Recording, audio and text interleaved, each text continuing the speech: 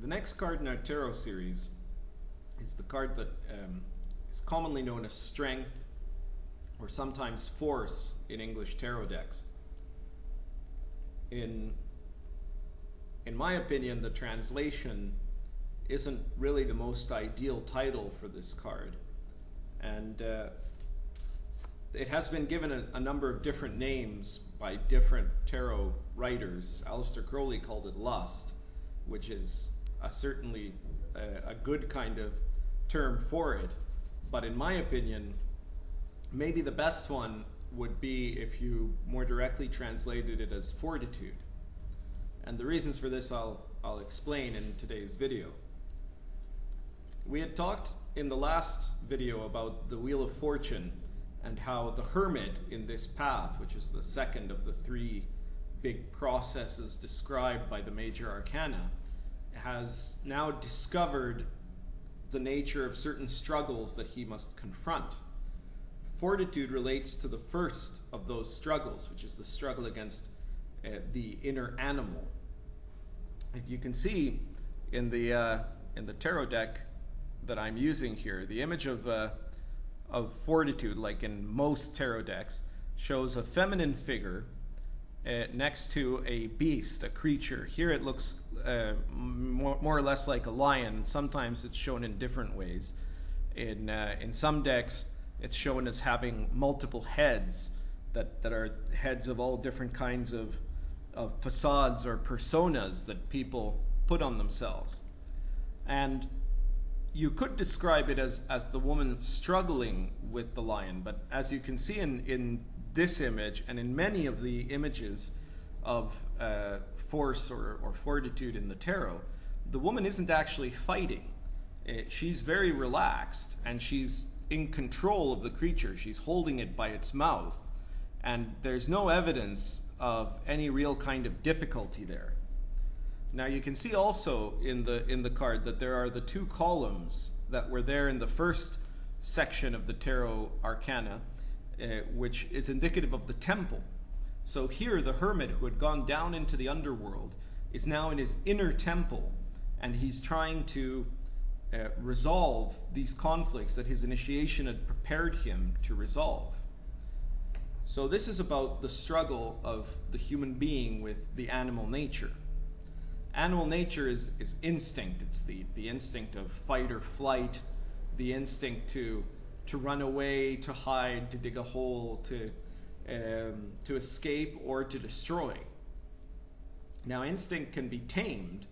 It can be used to help or to hinder a person, and it can lead a person to or away from naturalness. It's not in and of itself a good or a bad thing. It depends on how you apply it.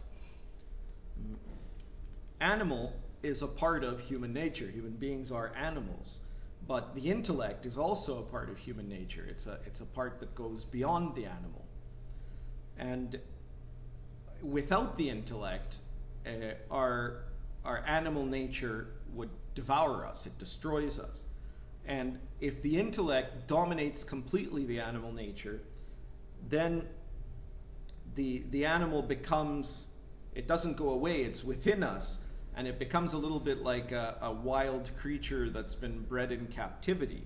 It's full of instincts, like we are all full of instincts, but we don't really know how to use it naturally anymore. So our instincts often lead us in incorrect directions. We don't make use of our instinct in the natural framework anymore because we're not a part of the animal nature that needed to apply those instincts.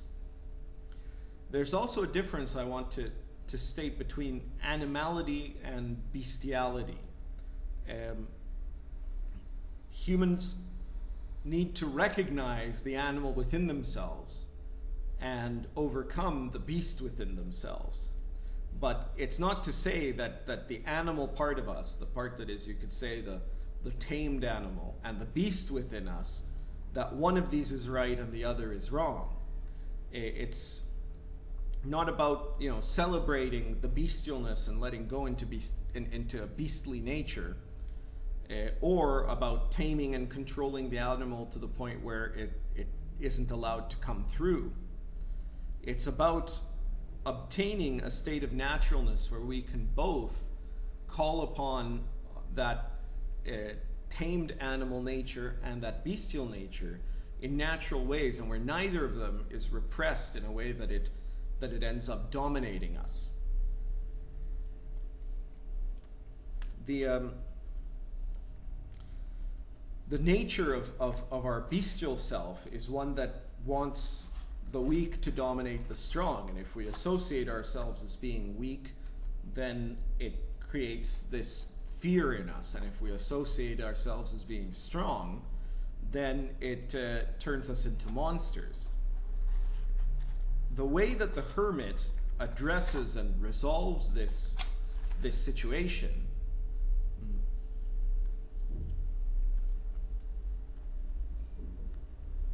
is by integrating the element of humanity into this bestial nature. To overcome the animal without destroying the animal or repressing the animal, which then would become a barrier to your path, you have to find the human side of the quality of tenderness and of vulnerability. It's not through struggle that you overcome the animal. A lot of people think that an animal nature has to be fought against, and so they will fight and struggle and wrestle with this beast, with this creature, and that ends up leading them into this path where sublimated, their animal nature ends up working against them, because you can't ever stop being an animal. Human beings are animals. That's a part of us. So if you struggle, you end up on the one hand removing the capacity of your animal nature to help you and to increase your naturalness, and on the other, the animal nature remains there waiting for a chance to come out in warped and weird ways. And you can see in the card, again, the feminine figure there who is completely balanced within herself. You can see that in this particular imagery, she's got the outline of the chakras painted on her body, and this is meant to symbolize that there is an inner naturalness and inner confidence within her. She's not fighting with the creature. It's because she is fearless, she doesn't fear the creature, that she can control it at peace with herself. And this is the essence of how you overcome this beast. When you're drawn, and everybody has moments where they're drawn to bring out this instinctive or beastly nature, when you're drawn to excesses, animal excesses, be it hunger, lust, strength, the feeling of anger and violence, when you're drawn to those levels of your psyche, then the way to naturally and healthily address them is by remembering your tenderness, your vulnerability. It's by compassion that you overcome this animal nature. So you do not fight the creature, you make a friend of the creature and allow it to be there in the moments where it is natural for it to be there, where it is good to be there. And in that way, it won't be out of your control in the moments where it should not run wild. You have to give yourself space, is what the tarot teaches. You have to give yourself the space for it to run wild when it's okay for it to run wild. There's nothing wrong with lust. There's nothing wrong with at times freeing that creature to roam through the field for a while. And then if you're within balanced yourself on the inside, you're able to keep that creature as a friend, not as a slave or as a trained pet, but as a friend that is a source of your strength and a part of your fortitude, your inner fortitude, instead of as an enemy or something to fear or something to repress.